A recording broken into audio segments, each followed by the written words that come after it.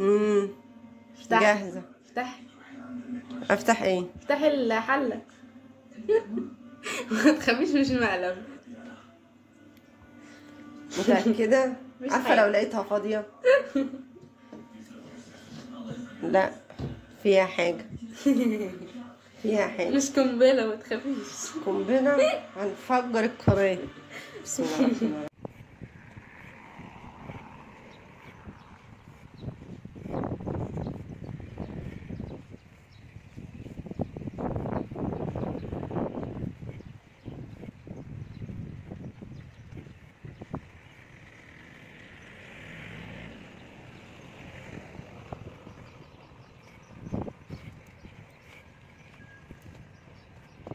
يا صباح الورد وصباح السعادة والنشاط كده والصحيان البدري. نقول اللهم صل وسلم وبارك على سيدنا محمد وعلى آله وصحبه أجمعين. عاملين ايه؟ يا رب تكونوا في أحسن حال. وحشتوني قوي. بقالي يومين مش بنزل معاكم فيديوهات. قلت اديكوا كده بريك مني. عشان اوحشكوا زي ما انتوا بتوحشوني طبعا. وقلت اخدكوا كده بقى معايا جولة كده سريعة. وانا رايحة الشغل الصبح. آه هدوء بقى، مش قادرة اقول لكم صوت بقى العصافير، والمكان بصراحة حلو جدا. آه هو الهدوء حلو يعني. ولما بالذات لما يكون مصاحب بقى بخضرة وحاجات حلوة كده، اللهم بارك يا رب، زيد يا رب الناس وزدنا اللهم امين يا رب العالمين. بس انا برضو ستيل بحب يبقى في ونس او زحمة زي ما قلت لكم قبل كده في الفيديوهات السابقة. نقول اللهم صل وسلم وبارك على سيدنا محمد واله وصحبه اجمعين. لو اول مره تشوفيني، انا اختك سحر، ودي قناتي قناه روتينات، يا رب تعجبك. وفضل الله ليس امرا، تفضلي كده تنورينا وتشتركي في القناه عشان القناه تكبر بينا ان شاء الله.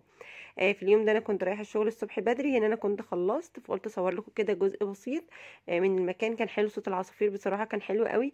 فقلت كده ايه، اصور لكم معايا الاجواء الحلوه دي. هنا كنت الحمد لله خلصت شغلي وكنت ركبت العربيه وكده انا مروحه الحمد لله. اليوم كان حلو جدا وبدايته كان حلوه، بس للاسف حصل كده في اخر الفيديو حاجه كده، بس هنقول قدر الله ما شاء فعل. استنوا بقى معايا لاخر الفيديو تعرفوا ايه هي. بس برضو نقول الحمد لله. بجد وحشتوني قوي، وحشني ان انا امسك الموبايل واسجل، ما كنتش اعرف ان انا هدمن الموضوع. على قد ما كنت بداية ال3 شهور اللي فاتوا كنت بمسك الموبايل، ما كنتش ببقى عارفة اقول ايه، طب هتكلم اقول ايه، طب هحكي في ايه. وسوس بقى، طب هيتقبلوا مش هيتقبلوا، طب صوتي كده يعني. لا، بقيت بحب قوي امسك الموبايل واتكلم معاكم وبحس ان انا شايفاكم. يا رب تكونوا مبسوطين معايا وفيديوهاتي تكون حلوة وخفيفة وانتوا حابينها ان شاء الله. اليوم كان حلو قوي زي ما قلت لكم. صحيت الصبح، ما رضيتش بصراحه اصور لكم فقره الفطار. قلت بقى لي كام يوم بصورها لكم طبعا عشان ما تزهقوش واعمل لكم نوع من انواع التغيير. فقلت اخدكم معايا كده جوله كده وانا رايحه الشغل الصبح وانا مروحه كمان. وهنا كنت خلاص بقول لكم خلصت الحمد لله، وانا كده ركبنا العربيه وماشيه مروحه البيت. وقلت بقى ايه، وكنت بقى ماشيه في التوقيت ده بكتب لجوجو هنتغدى ايه هنتغدى ايه هنتغدى ايه. فقالت لي ايه، سيبيها عليا. هو انا شكيت فيها بس يعني بصراحه صدمتني. اللهم بارك. بالله عليكم تقولوا ما شاء الله. وتدعوا لها كده دعوه حلوه. ويا ريت تشتركوا كده عشان خاطر جوجو وتشوفوا الحاجات الحلوه اللي جوجو بتعملها لنا، وطبعا عشان خاطر فوفا وتشوفوا اللي فوفا عاملاه فينا طول الليل والنهار. ادعوا لها بالهدايه، هي اختها وكل ولادنا وبناتنا اللهم امين يا رب العالمين. كده بقى انا كنت في الشغل مروحه، يعني انا في الطريق كده. ودي المفاجاه اللي جوجو كانت عاملاها لي. للي ما يعرفش، جمانة بنتي الكبيره، انا ما عنديش غير بنتين، جمانة وفريده. ربنا يخليهم لي ويخلي يا رب ولادنا كلهم كده بنات وولاد ويفرحنا بيهم. وجابت طلعت بقى ايه. انا ببقى دايما شايله حاجات في الديب فريزر علشان خاطر بسبب شغلي، فببقى ساعات بروح متاخر. مبقاش عامله حسابي، الدنيا مكركبه، عايزه اعمل اكل بسرعه، فعلى طول بقى مخزنه حاجات. ده كان ورق عنب هي طلعته، بس ده انا مش مخزنه، ده انا كنت مشتريه، والدتي كانت وانا عندها كانت جايبهولي.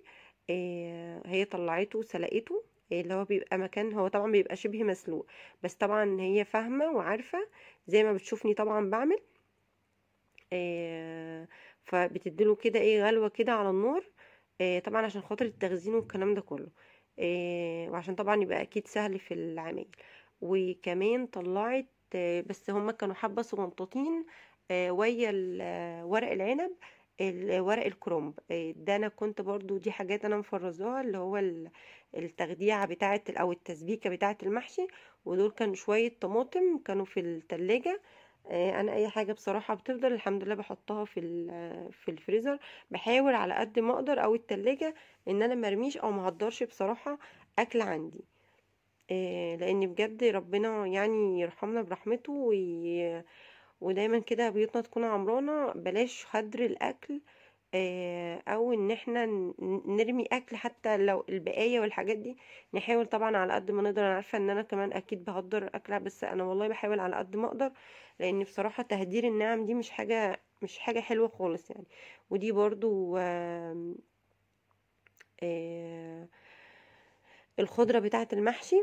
وهي بقى طلعت كده. هي عارفه ان انا بحب الليمون كتير في ورق العنب، فهي بتمشي على الطريقه اللي هي بتبقى شايفاها. عشان كده من فيديوهات كتير قلتها لكم نوقف ولادنا وبناتنا، ولاد صبيان او بنات، في المطبخ معانا في البيت، ايدينا في ايدين بعض. عشان خاطر البيت ده بيبقى لازم كله يتشارك ويساعد فيه، كبير او صغير. واللي ما بيعملش النهارده يعمل بكره. ونحاول كلنا نساعد بعض. وزي ما قلت لكم نقول كده ما شاء الله، وربنا يا رب يحفظ ولادنا وبناتنا، اللهم امين يا رب العالمين. ولو وصلتي معايا لغايه هنا ما تنسيش الاشتراك في القناه وتفعيل الجرس عشان يوصلك كل جديد. وطبعا كومنت حلو يشجع جوجو ان هي تعمل لنا كده الحاجات الحلوه دي. والانبهار بجد لما دخلت. وانا بقول لكم لما كنت بكلمها في الموبايل ببعت لها، يعني بيبقى في شات كده بيني وبينها. قالت لي سيبي موضوع، بسألها عن الغدا قالت لي سيبي موضوع الغدا ده عليا. توقعت ان هي تعمل حاجه، بس متوقعتش انه محشي بصراحه وورق عنب. يا سلام. انا عايزه اقول لكم انا مقله في عمايل ورق العنب. اكتر محاشي بعملها اللي هي الخضار، الكوسه والفلفل والبتنجان. لكن وانا اللي بقورهم، مش بخلي حد يقورهم. لكن بصراحه ورق العنب بحب اكله، ما بحبش اعمله لانه بيقطم ظهري بصراحه، فخلقي ضايق شويه عليه. هنا طبعا هي جابت الخضره، حطت مع التسبيكه والرز. وطبعا حطت البهارات اللي هي طبعا الكمون والفلفل الاسود. وحطت ايه تاني. وحطت اللي هي دايما بتوه منكم معرفش ليه وانا بسجل دايما موضوع البهارات ده. وحطت بابريكا. وطبعا احنا بهارات انا بقول على حاجات اللي هي حطيتها.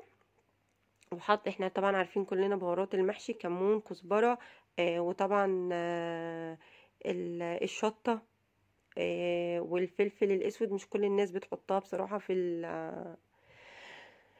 بسم الله الرحمن الرحيم في المحشي. مش كل الناس بتحط فلفل اسود، بس هو كمون، كزبره. وطبعا الناس بتحط نعناع. انا بحب هي هتحط نعناع بس في الاخر. انا بحب بعشق ان انا احط بصراحه. بشم كده ريحه النعناع في المحشي بتبقى حلوه. لما دخلت فاجئتني بصراحه ما شاء الله عليها. بصوا يعني الله اكبر الله اكبر ما شاء الله ولا حول ولا قوه الا بالله. يعني ما شاء الله بجد حرفيا تسلم ايديك يا جوجو. انت بتلفي ورق العنب احسن مني بامانه الله. ولاني برضو كانت والدتي ربنا يديها الصحه هنا بقى بتقول لكم ان هي خلصت يعني كده خلاص. ده الليمون اللي هتحطه هي حطته هنا بقى. كانت كل ده بتفنشه. انا ما كنتش لسه جيت جاهزة؟ امم افتحي جاهزه. افتحي افتح ايه؟ افتحي الحلة. ما تخافيش مش مقلب. متاكده؟ مش عارفه حاجة. لو لقيتها فاضيه. لا فيها حاجه. فيها حاجه. مش قنبلة ما تخافيش. قنبله هنفجر القناه. بسم الله الرحمن الرحيم. يا اختي الله ما شاء الله. ايه ده؟ طب ايه ده ما لفتيش ليه دول؟ ما هو عشان الرز كمان خلص وعشان يبقى على الوش كده يبقى شكله حلو. ما شاء الله ما شاء الله. شايفين في احلى من دي مفاجأة في حياتكم؟ ده انا عايزه اكله هو كده. انا عايزه اكله هو كده. تسلم ايديكي تسلم ايديك. جايبه لي الكاميرا وافتحي وبصي. تسلم ايديك يا جورجيا. شايفين هما طبعا حبه على قد يا دوبك. نعم. على قد يا دوبك طبق كده حلو. تسلم ايديكي. لايك بقى لجوجو، لايك لجوجو وكومنت لجوجو كده. يلا باي. نروح بقى نسويه بقى كده ونشوف الطعم، ها، ونقيم مع بعض. مش عايزه بقى اي حد يتريق على ردة فعلي، بجد كنت مبسوطه جدا، مش عارفه اقول ايه. تسلم ايديكي يا جوجو بجد والله. المهم دي بقى كانت عندي شوربه لحمه بهرناها وحطيت فيها، او هي يعني حطيت فيها نعناع ناشف. المفروض طبعا بيتحط معاه الخلطه، انا بقول لكم بالظبط على اللي هي عملته. النعناع بيتحط معاه الخلطه اللي احنا هنعملها مع المحشي مع البهارات يعني. المهم انا بقى كنت خلاص خلصنا، وحطيت طبق كده عشان اضغط عليه عشان ما يفكش طبعا لان هو بيطلع لفوق. الميه لغايه فين في ورق العنب، ما تغطيش اخر رصه او اخر جزء من من الصباع، يعني اخر صباع ده ما يكونش فيه ميه، الميه تبقى قبل اخر صباع. هنا بقى كنا اتخلصت، ورحت قلبت الحله.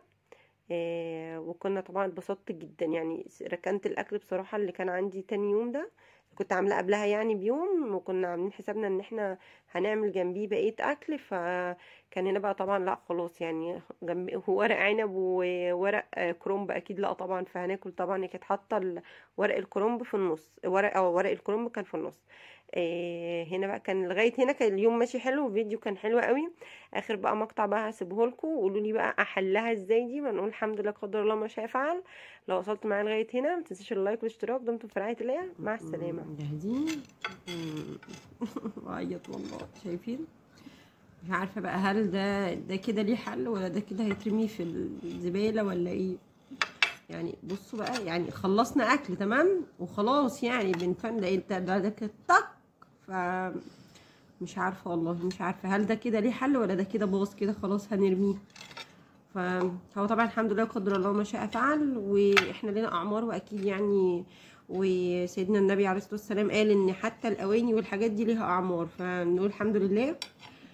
ويلا الحمد لله قدر الله ما شاء فعل. المهم ان احنا كويسين وبخير. ولو حد يقول لي هو ليه حل ولا، عشان مش عارفه بصراحه هل ليه حل ولا كده ده كده خلاص شكرا بس خلاص.